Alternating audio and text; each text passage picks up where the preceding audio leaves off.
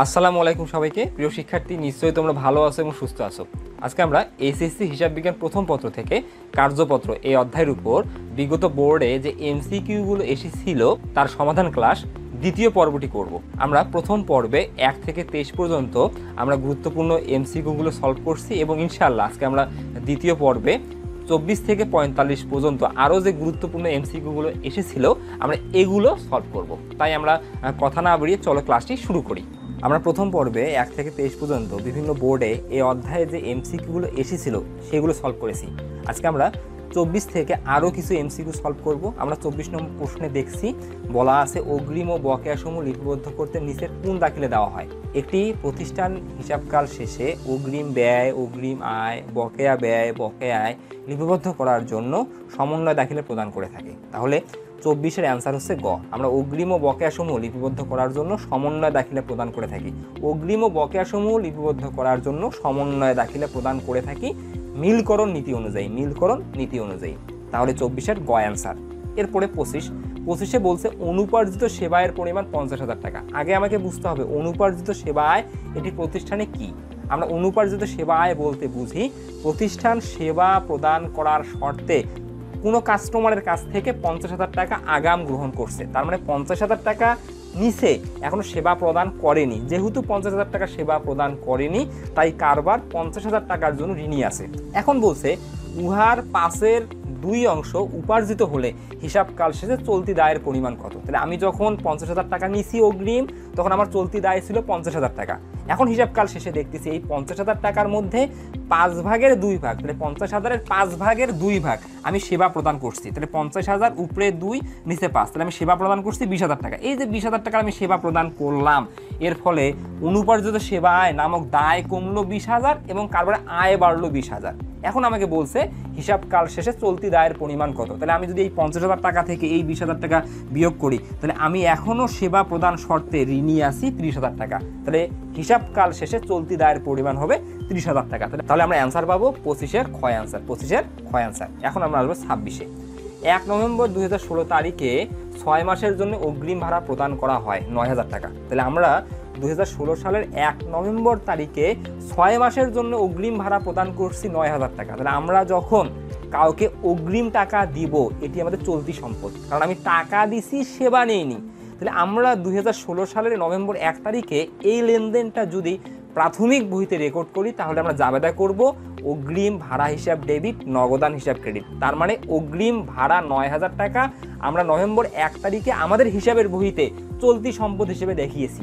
এখন বলতেছে এর জন্য 31 ডিসেম্বর 2016 তারিখে সঠিক জাবেদা কোনটি। তাহলে তোমাকে সমন্বয় জাবেদা প্রদান করতে বলছে যে 2016 সালের ডিসেম্বর 31 তারিখে সমন্বয় জাবেদা কি হবে। তাহলে একটা জিনিস লক্ষ্য করো, তুমি নভেম্বর 1 তারিখে যখন 9,000 টাকা দিছো তুমি পুরোটাই অগ্রিম ভাড়া নামক সম্পদ দেখাইছে, চলতি সম্পদ। তাহলে অগ্রিম ভাড়া 9,000 টাকা, অগ্রিম ভাড়া। তো এই অগ্রিম ভাড়া কিন্তু তোমার চলতি সম্পদ। তুমি অগ্রিম ভাড়া নামক চলতি সম্পদ ডেবিট করছো 9,000 টাকা। এখন এটার সিস্টেমটা কি? আমি 9,000 টাকা দিছি 6 মাসের জন্য। তাহলে এই 6 মাস ধীরে ধীরে মেয়াদ উত্তীর্ণ হবে। আমি নভেম্বর মাসের 1 তারিখ থেকে 30 তারিখ পর্যন্ত ওই দোকানে ব্যবসা করব। 1 মাসের মেয়াদ উত্তীর্ণ হবে অর্থাৎ ব্যয় রূপান্তরিত হবে। আবার ডিসেম্বরের 1 তারিখ থেকে 31 তারিখ পর্যন্ত ওই দোকানে ব্যবসা করব, আবার ডিসেম্বর মাসের ব্যয় হবে। তাহলে আমরা নভেম্বর মাসে 1 মাসের ব্যয় দেখাইনি, ডিসেম্বর মাসের 1 মাসের ব্যয় দেখাইনি, যা আমি সমন্বয় জাবেদার মাধ্যমে হিসাবকাল শেষে 2 মাসের ব্যয় দেখাবো। তাহলে আমরা যখন নভেম্বর 1 তারিখে 6 মাসের ভাড়া দিয়েছি তখন আমার 9,000 টাকা অগ্রিম ভাড়া নামক চলতি সম্পদ ডেবিট করেছি। এখন ডিসেম্বর 31 তারিখে যখন আমি জাবেদা করব এই 9,000 টাকার মধ্যে 2 মাসের ব্যয় বাড়বে, 2 মাসের সম্পদ কমবে। কারণ আমি 2 মাস অতিবাহিত হওয়ার ফলে আমি ওই 2 মাসের তো সেবা গ্রহণ করব, কারণ আমি ওই 2 মাস তো রুম ব্যবহার করলাম। তাহলে ঘর মালিক এই 9,000 টাকার মধ্য থেকে 6 মাসের মধ্যে 2 মাস কেটে রাখবে ব্যয় বাবদ। তাহলে আমার সঠিক যদি সমন্বয় জাবেদা দিতে চাই তাহলে আমার এখানে কি হিসাবভুক্তকরণে বাদ গেছে?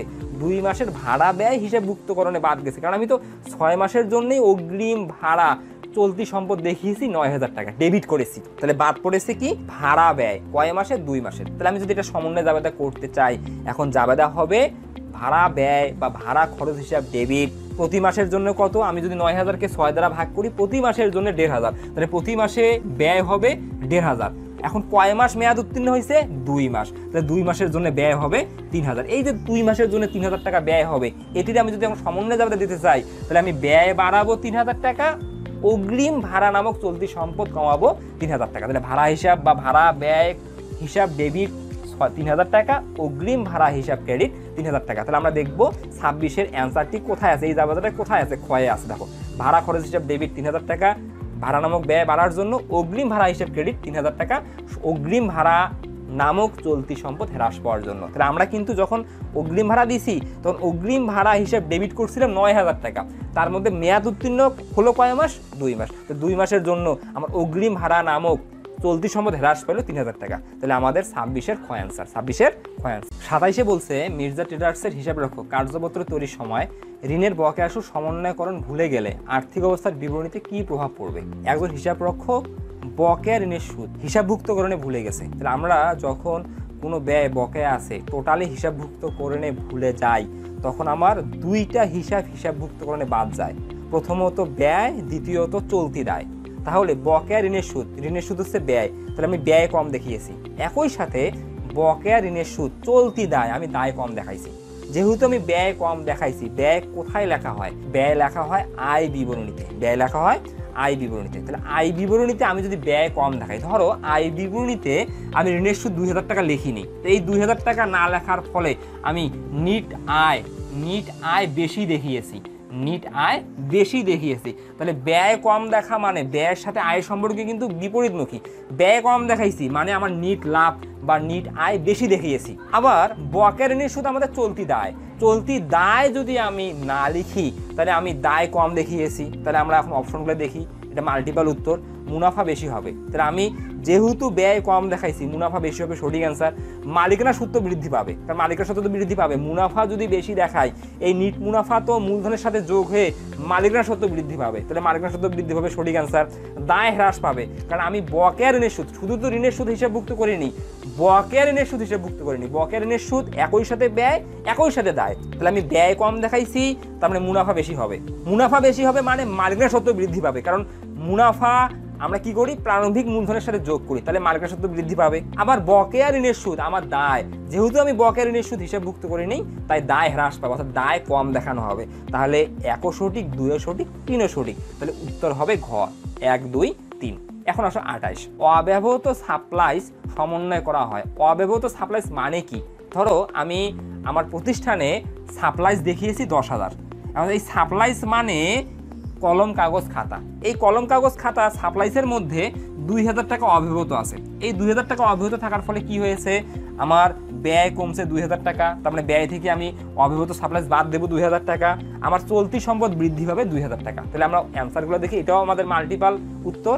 অব্যবহৃত সাপ্লাইস সমন্বয় করা হয় সাপ্লাইস থেকে বাদ দিয়ে। দেখো আমরা 10,000 টাকা সাপ্লাইস, এটা আমার ব্যয়, অব্যবহৃত কত? 2000 টাকা। তো চলতি বছরে ব্যয় কত? 8,000 টাকা। তাহলে আমি সাপ্লাইস থেকে অব্যবহৃত অংশটা বিয়োগ করে হিসাবের বইতে সংরক্ষণ করি, অর্থাৎ আয় বিবরণীতে প্রদর্শন করি। তাহলে আমাদের 1 সঠিক অ্যান্সার, সাপ্লাইস থেকে বাদ দিয়ে।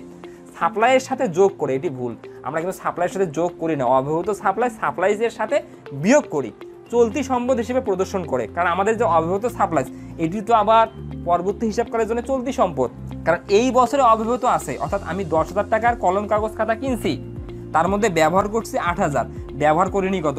2,000। এই 2,000 টাকা কবে ব্যবহার করব? আগামী হিসাবকালে গিয়ে।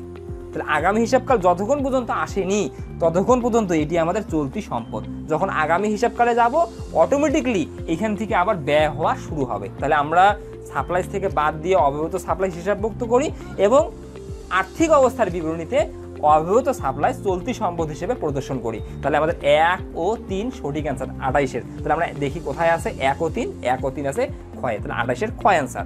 29, অগ্রিম বীমা মেয়াদ উত্তীর্ণ হয়েছে, এর জন্য সমন্বয় দাখিলের ক্রেডিট হবে কোনটি? তাহলে আগে আমাকে অগ্রিম ব্যয় সম্পর্কে ধারণা লাভ করতে হবে। অগ্রিম ব্যয় চলতি সম্পদ আমরা জানি, তাহলে অগ্রিম ব্যয় চলতি সম্পদ। ধরো আমরা কাউকে 10,000 টাকা প্রদান করছি, এক্সাম্পল দেই, আমরা আমার কর্মচারীকে 5 মাসের প্রতি মাস 2,000 টাকা শর্তে 5 মাসের জন্য আমরা অগ্রিম বেতন প্রদান করছি, 5 মাসের জন্য প্রদান করছি। তার মানে আমি কিন্তু এখনো সেবা নিইনি, না নিয়ে মাসের শুরুতে আমরা 5 মাসের জন্য 10,000 টাকা অগ্রিম বেতন প্রদান করছি। প্রদান করার পর আমরা কিন্তু অগ্রিম বেতন নামে চলতি সম্পদ ডেবিট করছি 10,000 টাকা। আর এই 10,000 টাকা আমার কিন্তু 5 মাসের জন্য চলতি সম্পদ অবস্থায় থাকবে।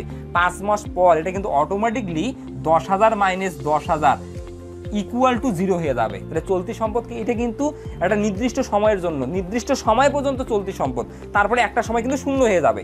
আমরা যে আমার কর্মচারীকে 10,000 টাকা অগ্রিম বেতন প্রদান করছি, তখন কিন্তু অগ্রিম ব্যয় নামক চলতি সম্পদকে ডেবিট করছি। এখন প্রথম মাসে ওই কর্মচারী আমার দোকানে কাজ করলো, মাস শেষ হলো। এই যে মাস শেষ হলো, তার মানে আমার কিন্তু 1 মাসের সেবা গ্রহণ করা সম্পূর্ণ হলো। এই 1 মাস পর আমি কি করব, আমরা অগ্রিম ব্যয় নামক চলতি সম্পদ বিয়োগ করব 2,000। কেন 2,000 বিয়োগ করব? কারণ কর্মচারী তো আমাকে 2,000 টাকা সেবা দিয়ে দিল, তাহলে আমার 2,000 টাকা সেবা নেওয়া সম্পূর্ণ হলো।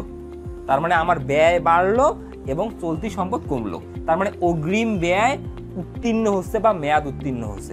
মেয়াদ উত্তীর্ণ হওয়ার ফলে কি হচ্ছে, অগ্রিম ব্যয় নামক চলতি সম্পদ হ্রাস পাচ্ছে, তার মানে ক্রেডিট হচ্ছে। আর ব্যয়টা বৃদ্ধি পাচ্ছে, তার মানে ব্যয়টা ডেবিট হচ্ছে। তাহলে এখানে কি বলছে, অগ্রিম বিমে উত্তীর্ণ হয়েছে, এর জন্য সমন্বয় থাকলে ক্রেডিট হবে কোনটি? তাহলে অগ্রিম বিমে উত্তীর্ণ হয়েছে, তার মানে সেবা গ্রহণ নেওয়া হয়ে গেছে। যেহেতু সেবা গ্রহণ নেওয়া হয়ে গেছে, তাইলে অগ্রিম বিমা এই চলতি সম্পদটা ক্রেডিট হবে, কারণ আমার চলতি সম্পদ হ্রাস পাবে। 29-এর কয় আনসার? 29-এর কয় আনসার? এখন 30, ক্রয়কৃত পণ্য বিজ্ঞাপনের উদ্দেশ্যে বিনামূল্যে বিতরণ করা হলে তার জন্য সমন্বয় জাবেদা হবে কোনটি? তাহলে আমি ক্রয়কৃত পণ্য, আমি কি বিতরণ করছি? পণ্য।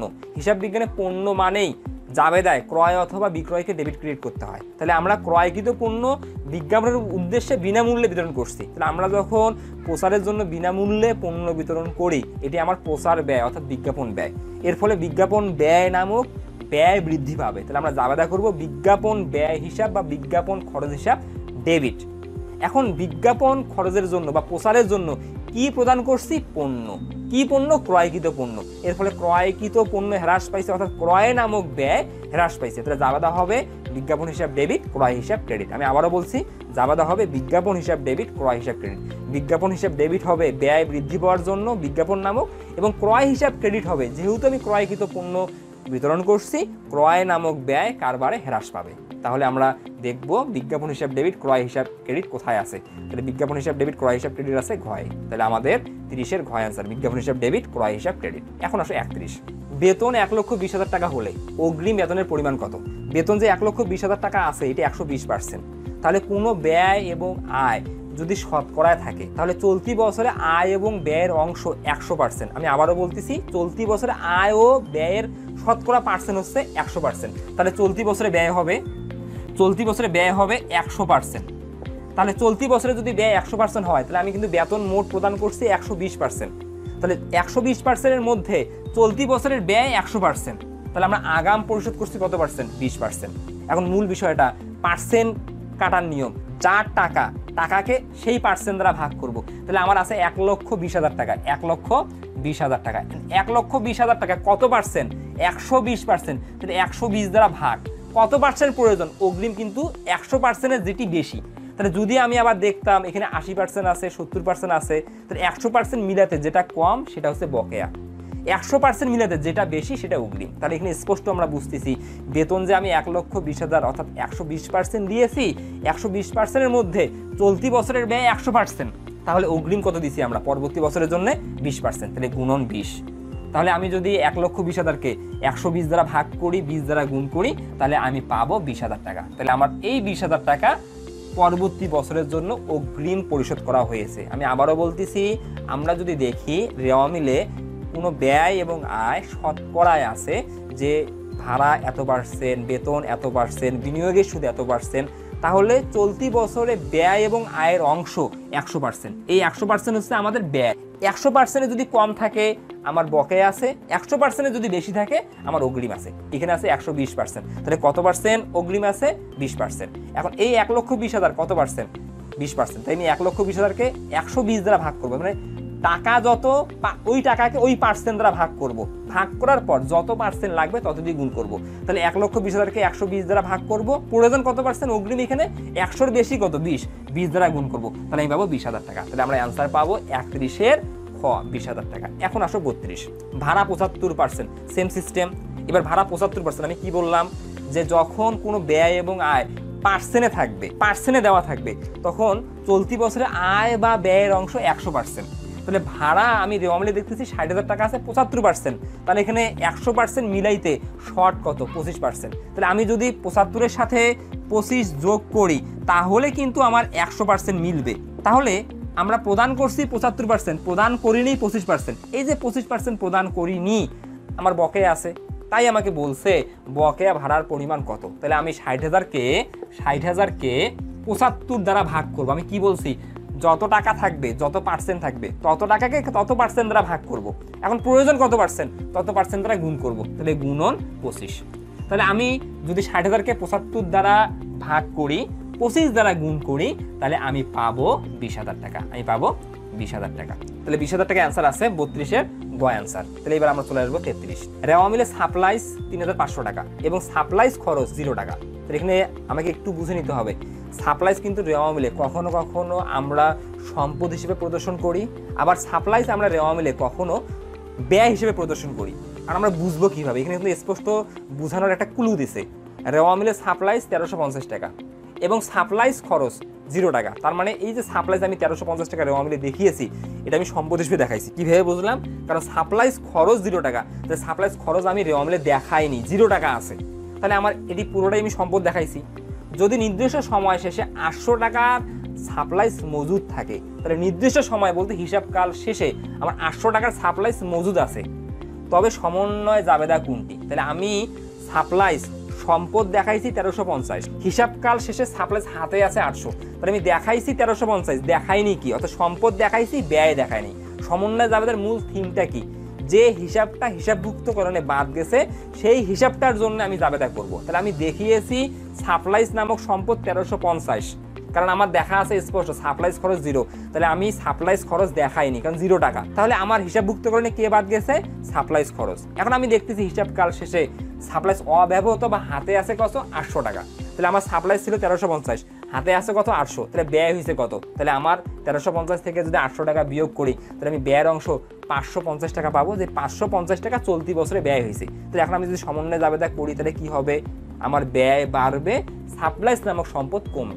আমরা রেওয়া মিলে সাপ্লাইস নামক সম্পদ দেখিয়েছি 1350, এই 1350 টাকার মধ্যে হিসাবকাল শেষে হাতে আছে 800, তাহলে আমি সম্পদ দেখাইছি 1350, আমার হিসাবকাল শেষে হাতে আছে 800।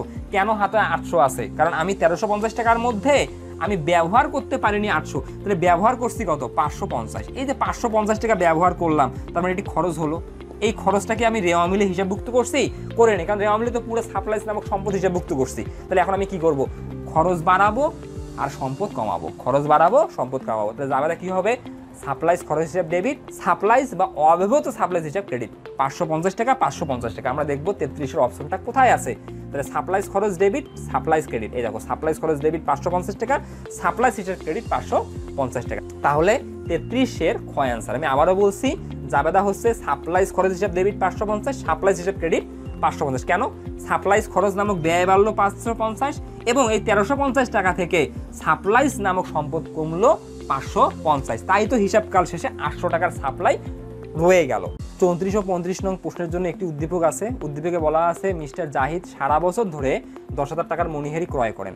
তাহলে যখন জাহিদ সারা বছরে 10,000 টাকার মণিহারি ক্রয় করছে, যখনই ক্রয় করছে তখনই মণিহারি ব্যয় নামক হিসাবকে ডেবিট করছে 10,000 টাকা, নগদান হিসাবকে ক্রেডিট করছে 10,000 টাকা। এটি প্রাথমিক জাবেদায় করছে। বছর শেষে 4,000 টাকার মণিহারি অব্যবহৃত আছে, তাহলে আমি মণিহারি ক্রয় করার সময় মণিহারি নামক ব্যয়কে ডেবিট করলাম, কিন্তু হিসাবকাল শেষে দেখতেছি 4,000 টাকার মণিহারি অব্যবহৃত আছে। এই যে 4,000 টাকার মণিহারি অব্যবহৃত আছে, আমি কিন্তু মণিহারি নামক ব্যয়কে ডেবিট করছি, মণিহারি নামক ব্যয়কে ডেবিট করছি কত টাকা? 10,000 টাকা। তাহলে আমি ব্যয় কারবারে দেখাইছি 10,000 টাকা, হিসাবকাল শেষে এসে দেখতেছি এই 10,000 টাকার মধ্যে আমার ব্যবহার হয়নি 4,000। 10,000 টাকার মধ্যে ব্যবহার হয়নি কত? 4,000। এই 4,000 কিন্তু আমার সম্পদ অবস্থায় আছে। তাহলে আমি ব্যয় দেখালাম 10,000, হিসাবকালের শেষে এসে বুঝতেছি যে এই 10,000 টাকার মধ্যে 4,000 টাকা এখনো ব্যয় হয়নি, তাহলে আমি ব্যয় বেশি দেখাইছি, সম্পদ কম দেখাইছি। এসে বলছে নিচের কোনটি সঠিক সমন্বয় জাবেদা। তাহলে আমি এখান থেকে খুব সহজে সমন্বয় জাবেদা করতে পারবো। সমন্বয় জাবেদা আমরা কেন পড়ি?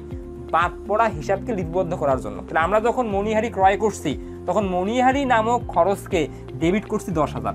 এখন হিসাবকাল শেষে এসে আমরা কিন্তু স্পষ্ট বুঝতে পারলাম এই 10,000 টাকার মধ্যে আমি ব্যবহৃত করতে পারিনি 4000, অর্থাৎ অব্যবহৃত আছে 4000। এই যে 4000 টাকা আমার এখনো অব্যবহৃত আছে, এটা আমার সম্পদ। তাহলে এর ফলে আমি কি করছি, আমি এখানে 4000 টাকা ব্যয় বেশি দেখাইছি। তাহলে আমি সমন্বয় জাবেদা করার জন্য কি করব, যেহেতু 4000 টাকা ব্যয় বেশি দেখাইছি, তাহলে মনিহারি হিসাবকে ক্রেডিট করব 4000। আর আমি কম দেখাইছি কত, অব্যবহৃত মনিহারি নামক সম্পদ 4000কে কম দেখাইছি। তাহলে আমি এখন অব্যবহৃত মনিহারি ডেবিট করব 4000। আমাদের প্রকৃত যে সমন্বয় জাবেদা হবে, অব্যবহৃত মনিহারি ডেবিট 4000, মনিহারি হিসাব ক্রেডিট 4000। তাহলে আমরা দেখব এই অপশনটি কোথায় আছে। তাহলে অব্যবহৃত মনিহারি ডেবিট 4000, অব্যবহৃত মনিহারি ডেবিট 4000 ও মনিহারি হিসাব ক্রেডিট 4000 আমার ঘয়ে আছে। তাহলে আমাদের 34 ঘয় আনসার। 35 বলছে মিস্টার জাহিদের প্রারম্ভিক মনিহারি 6000 টাকা হলে আয় ব্যয় হিসাবে মনিহারি ব্যয় বাবদ কত টাকা দেখাতে হবে। একদম সহজ একটি প্রশ্ন। আমাদের কিন্তু প্রশ্নের উদ্দীপকে স্পষ্ট বলা ছিল জাহিদ সারা বছরে মনিহারি ক্রয় করছে 10,000, বছর শেষে অব্যবহৃত মনিহারি 4000, অর্থাৎ সমাপনী মনিহারি 4000। এখন 35 নং প্রশ্নে বলছে ধরো জাহিদের প্রারম্ভিক মনিহারি 6000, তাহলে ব্যয়ের পরিমাণ কত। তাহলে আমরা মনিহারি ব্যয়কে নির্ণয় করি এভাবে, আমরা লিখি প্রারম্ভিক মনিহারি। প্রারম্ভিক মনিহারি মানে মনিহারি শুরুতে মজুদ। তাহলে প্রারম্ভিক মনিহারি ছিল 6000, এই 6000-এর সাথে আমরা সারা বছরে মনিহারি ক্রয় যোগ করি, তাহলে যোগ ক্রয় 10,000। তাহলে আমার ব্যবহারযোগ্য মনিহারি কত, 16,000। তাহলে আমি সারা বছরে ইচ্ছে করলে এই 16,000 টাকার কলম কাগজ খাতা ব্যয় করতে পারবো, এটা সর্বোচ্চ, এটাকে বলা হয় ব্যবহারযোগ্য মনিহারি।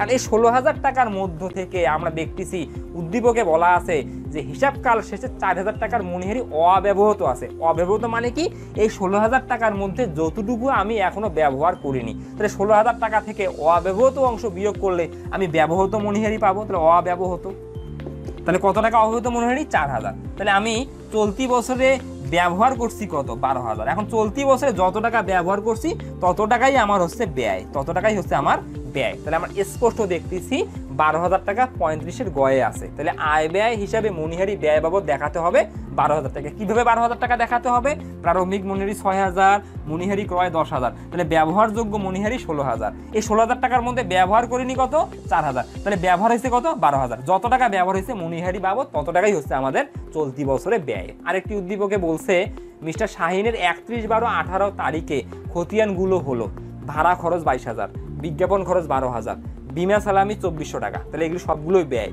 এছাড়া বছর শেষে তার সমন্বয়গুলো হলো ভাড়া 11 মাসের জন্য প্রদান করা হয়েছে, বিজ্ঞাপন 4 বছরের জন্য প্রদান করা হয়েছে এবং বিমা 31/3/19 তারিখ পর্যন্ত 1 বছরের জন্য প্রদান করা হয়েছে। এটি সিলেট বোর্ড 2019 সালে এসেছিল। এখন 36 নম্বর প্রশ্নে বলছে ভাড়ার জন্য সঠিক সমন্বয় জাবেদা হবে কোনটি। তাহলে এখানে স্পষ্ট দেখো, আমরা ভাড়া খরচ দেখিয়েছি 22,000 টাকা দেওয়া মিলে। এই যে 22,000 টাকা আমি ভাড়া খরচ দেখিয়েছি, সমন্বয়ে কিন্তু স্পষ্ট বলা আছে 11 মাসের জন্য ভাড়া প্রদান করা হয়েছে। তাহলে আমি এই 22,000 টাকা দিছি 11 মাসের জন্য। 11 মাসের জন্য যদি 22,000 টাকা দেই, এখানে স্পষ্ট বোঝা যাচ্ছে প্রতি মাসের জন্য 2,000 টাকা দিছি। এখন হিসাবকাল 1 বছরে যদি হয়, তাহলে 1 বছর সমান কিন্তু 12 মাস। তাহলে আমরা 11 মাসের জন্য ভাড়া দিছি 22,000 টাকা, প্রতি মাসে 2,000 টাকা শর্তে। এখন আমি কিন্তু ডিসেম্বরের মাসের ভাড়া প্রদান করিনি, কারণ আমি তো ভাড়া দিছি 11 মাসের। তাহলে কোন মাসের ভাড়া বকেয়া আছে, ডিসেম্বর মাসের ভাড়া বকেয়া আছে। এই যে ডিসেম্বর মাসের ভাড়া বকেয়া আছে, এই বকেয়া ভাড়া আমি যদি হিসাবভুক্ত করি, তাহলে আমি সমন্বয় জাবেদার মাধ্যমে হিসাবভুক্ত করব, কারণ এটি তো হিসাবভুক্তকরণে বাদ পড়ে গেছে। তাহলে আমি যখন প্রাথমিক বহিতে ভাড়ার জাবেদা প্রদান করছি, আমি 11 মাসের ভাড়ার জাবেদা করছি, ভাড়া হিসাব ডেবিট, নগদান হিসাব ক্রেডিট, 22,000 টাকা 22,000 টাকা। তাহলে প্রতি মাসে আমি কত টাকা করে ভাড়া দিছি, 11 মাসের জন্য যদি 22,000 টাকা হয়, তাহলে 22,000-কে যদি আমি 11 দ্বারা ভাগ করি, 22,000 ভাগ 11, তাহলে প্রতি মাসে ভাড়া দিছি 2,000। তাহলে প্রতি মাসে যদি 2,000 ভাড়া দেই 11 মাসের জন্য, ভাড়া দেইনি কোন মাস, ডিসেম্বর মাস। তাহলে ডিসেম্বর মাসে আমি ভাড়া দেইনি, তো এই ডিসেম্বর মাসের জন্য 2,000 টাকা ভাড়া বকে আছে। এটি আমার কি হচ্ছে, প্রাথমিক বহিতে লিপিবদ্ধকরণে বাদ গেছে। প্রাথমিক বহিতে লিপিবদ্ধকরণে বাদ পড়ার ফলে আমরা খতিয়ানে পোস্টিং দেইনি, এবং খতিয়ানে পোস্টিং না দেওয়ার কারণে রেওয়া মিলেও পোস্টিং দিতে ভুলে গেছি। তাহলে রেওয়া মিলে আমরা পোস্টিং দিছি 22,000 টাকা, তাহলে রেওয়া মিলে পোস্টিং দেয়নি কত, 2,000 টাকা। তাহলে এখন এটির জন্য আমি যদি জাবেদা করতে চাই, প্রথমত ব্যয় বাড়াইতে হবে এবং বকেয়া থাকার ফলে দায় বাড়াইতে হবে। ব্যয় বাড়লে ভাড়া নামক ব্যয় হিসাব ডেবিট, দায় বাড়ার জন্য বকেয়া ভাড়া হিসাব ক্রেডিট, একদম ইজি। তাহলে আমরা দেখবো 36-এ ভাড়া খরচ ডেবিট এবং বকেয়া ভাড়া ক্রেডিট বা প্রদেয় ভাড়া ক্রেডিট কোথায় আছে। তাহলে 36-এর গয়ে আছে, দেখো ভাড়া খরচ ডেবিট এবং প্রদেয় ভাড়া। প্রদেয় ভাড়া মানে কিন্তু বকেয়া ভাড়া, কত টাকা, 2,000 টাকা। কিভাবে 2,000 টাকা, মোট 22,000, কত মাসের জন্য, 11 মাসের জন্য। তাহলে প্রতি মাসের জন্য কত, 2,000। তাহলে প্রতি মাসের জন্য যদি 2,000 হয়, আমি অলরেডি 11 মাসের দিয়েছি, ইকুয়াল টু মোট কয় মাস 12 মাস, দেই নেই কয় মাস যোগ 1 মাস, এই 1 মাসের বকেয়া আছে। তাহলে 1 মাসে কত টাকা? 2000 টাকা। তাহলে যা করবো ভাড়া খরচ হিসাব ডেবিট ব্যয় বাড়ার জন্য এবং প্রদেয় ভাড়া বা বকেয়া ভাড়া দায় বাড়ার জন্য ক্রেডিট 2000 টাকা। তাহলে 36-এর গ অ্যান্সার। এখন আসবো 37। বিজ্ঞাপন সমন্বয় করা না হলে ব্যবসায়ের কি পরিবর্তন হবে? উদ্দীপকে বলছে রেওয়া মিলে বিজ্ঞাপন খরচ 12,000। রেওয়া মিলে বিজ্ঞাপন খরচ কত আছে? 12,000। এই 12,000 টাকা প্রশ্নে বলছে আমি 4 বছরের জন্য প্রদান করছি। কয় বছরের জন্য? 4 বছর। তাহলে আমি যদি 4 বছরের জন্য প্রদান করে থাকি তাহলে প্রতি বছরের জন্য ব্যয় কত? প্রতি বছরের জন্য ব্যয় ভাগ করলে পাবো 3,000। তাহলে আমি প্রতি বছরের জন্য বিজ্ঞাপন প্রদান করছি 3,000 টাকা, অর্থাৎ প্রতি বছরে ব্যয় দেখাতে হবে 3,000। দেখিয়ে বা দিয়ে আমি কিন্তু চলতি বছরে মোট ব্যয় দেখাইছি 12,000, কারণ এখানে স্পষ্ট লেখা আছে বিজ্ঞাপন খরচ 12,000। বিজ্ঞাপন বাবদ প্রদান করছি 12,000, সমন্বয়ে বলা আছে যে আমি 4 বছরের জন্য প্রদান করছি। তাহলে আমরা এখানে কি করছি? আমরা 9,000 টাকা বিলম্বিত বিজ্ঞাপন কম দেখিয়েছি, অর্থাৎ 9,000 টাকা আমরা বিজ্ঞাপন খরচ বেশি দেখাইছি। কিভাবে? কারণ প্রতি বছরে তো ব্যয় 3,000, কারণ 12,000 টাকা 4 বছরের জন্য, তাহলে প্রতি বছরের জন্য বিজ্ঞাপন খরচ কত? 3,000। তাহলে তুমি বিজ্ঞাপন খরচ দেখিয়েছো কত? 12,000। তাহলে এখানে তুমি ব্যয় বেশি দেখিয়েছো কত? তাহলে 3,000 গুণন 3, তাহলে ব্যয় বেশি দেখিয়েছো 9,000 টাকা। তুমি যদি 9,000 টাকা ব্যয় বেশি দেখাও তাহলে আমার ইফেক্টটা কোথায় কথা হবে? তাহলে 37 বলছে যে বিজ্ঞাপন সমন্বয় না করা হলে, তাহলে আমি যদি বিজ্ঞাপন সমন্বয় না করি তাহলে আমার কারবারে 9,000 টাকা ব্যয় বেশি দেখা হবে। তাহলে কি পরিবর্তন হবে? নিট মুনাফা 3,000 টাকা বৃদ্ধি পাবে, ভুল। নিট মুনাফা 9,000 টাকা হ্রাস পাবে। নিট মুনাফা 9,000 টাকা হ্রাস পাবে, কারণ আমি যদি ব্যয় বেশি দেখাই, ব্যয়ের সাথে মুনাফা বা আয়ের সম্পর্ক বিপরীতমুখী। তাহলে আমি 9,000 টাকা ব্যয় বেশি দেখাইছি, 9,000 টাকা ব্যয় বেশি দেখার ফলে ওই বছরে 9,000 টাকা কম দেখানো হয়েছে, কারণ ব্যয় বাড়ছে মানে কি? আয় কমবে, নিট আয় কমবে। ব্যয় যত বাড়বে নিট আয় তত কমবে। তাহলে আমি ব্যয় কত টাকা বেশি দেখাইছি? 9,000 টাকা। তাহলে নিট মুনাফা কমবে 9,000 টাকা, নিট মুনাফা 9,000 টাকা হ্রাস পাবে। আরেকটি উদ্দীপক, এই উদ্দীপকে বলছে জনাব সাইফুল্লাহ একজন ব্যবসায়ী 2018 সালের 31 ডিসেম্বর তারিখে তার ব্যবসার আর্থিক বিবরণী সমূহ প্রস্তুত করার সময় দেখতে পান যে নভেম্বর ও ডিসেম্বর মাসের বেতন বাবদ মোট 10,000 টাকা পরিশোধ করা হয়নি। তাহলে সে দেখতে পাইছে যে নভেম্বর ও ডিসেম্বর মাসে কর্মচারীকে 2 মাসের বেতন দেওয়া হয়নি। যেহেতু 2 মাসের বেতন দেওয়া হয়নি তাই কারবারে বেতন নামক ব্যয় কম দেখা হয়েছে 10,000 এবং বকেয়া বেতন নামক চলতি দায় কম দেখা হয়েছে 10,000, কারণ হিসাবভুক্ত হয়নি। তারপরে বলছে অব্যবহৃত অফিস সাপ্লাই 1400 টাকা, এটাও হিসাবভুক্তকরণে বাদ গেছে। তাহলে অব্যবহৃত সাপ্লাইসের ফলে আমরা জানি ব্যয় হ্রাস পায়। তাহলে আমি আবার সাপ্লাইস নামক ব্যয় বেশি দেখাইছি 1400 টাকা। এখন আমাকে বলছে 38-এ হিসাব বিজ্ঞানে কোন ধারণার জন্য উপরোক্ত দুটি বিষয় সমন্বয় দাখিলে প্রদান করা প্রয়োজন? তাহলে আমরা আয় ও ব্যয়, বকেয়া এবং অগ্রিমকে সমন্বয় সাধন করি মিলকরণ নীতি অনুযায়ী। তাহলে হিসাব বিজ্ঞানে কোন ধারণার জন্য উপরোক্ত দুটি বিষয় সমন্বয় দাখিলে প্রদান করা প্রয়োজন? মিলকরণ নীতি অনুযায়ী, মিলকরণ নীতি অনুযায়ী। তারপরে 39-এ বলছে উপরিউক্ত সমন্বয় দুটি সাধন করা না হলে ব্যবসায় লাভ কত টাকা কম বা বেশি হবে? আমরা স্পষ্ট দেখতেছি আমরা এখানে অর্থাৎ 2018 সালে 10,000 টাকা ব্যয় কম দেখিয়েছি। যেহেতু আমি 10,000 টাকা ব্যয় কম দেখিয়েছি, এই 10,000 টাকার জন্যে আমাদের লাভ বাড়বে 10,000, লাভ বাড়বে 10,000। আবার অব্যবহৃত সাপ্লাইসের কারণে আমরা কিন্তু এখানে ব্যয় বেশি দেখিয়েছি। তাহলে আমি ব্যয় কম দেখাইছি কত? 10,000। আমি ব্যয় কম দেখিয়েছি 10,000 এবং আমি আবার ব্যয় বেশি দেখাইছি কত? 1400 টাকা। তাহলে আমি 10,000 টাকা থেকে যদি 1400 টাকা বিয়োগ করি তাহলে আমরা প্রকৃতপক্ষে ব্যয় কম দেখিয়েছি 8,600 টাকা, 8,600 টাকা, কারণ আমি ব্যয় কম দেখাইছি 10,000, আবার পক্ষান্তরে ব্যয় বেশি দেখাইছি 1400 টাকা। কারণ অব্যবহৃত সাপ্লাইস মানে কি? তো সাপ্লাইসের পরে ব্যয় কমে, কারণ সাপ্লাইস নামক ব্যয় বেশি দেখাইছি 1400। আমি যদি ওইখানে 1400 টাকা অব্যবহৃত সমন্বয় সাধন করতাম তাহলে সাপ্লাইস নামক ব্যয় কমতো। তাহলে আমরা বলতে পারি যে 1400 টাকার পরে সাপ্লাইস নামক ব্যয় বেশি দেখিয়েছি এবং 10,000 টাকার ফলে বেতন নামক ব্যয় কম দেখিয়েছি। তাহলে আমরা নিট ব্যয় কম দেখিয়েছি কত?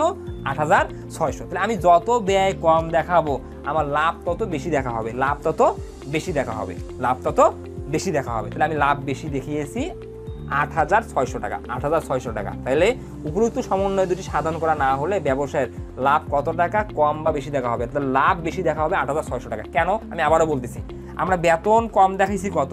10,000 টাকা। তাহলে বেতন 10,000 টাকা কম দেখার ফলে আমার কিন্তু নিট লাভ বাড়ছে 10,000, নিট লাভ বাড়ছে 10,000।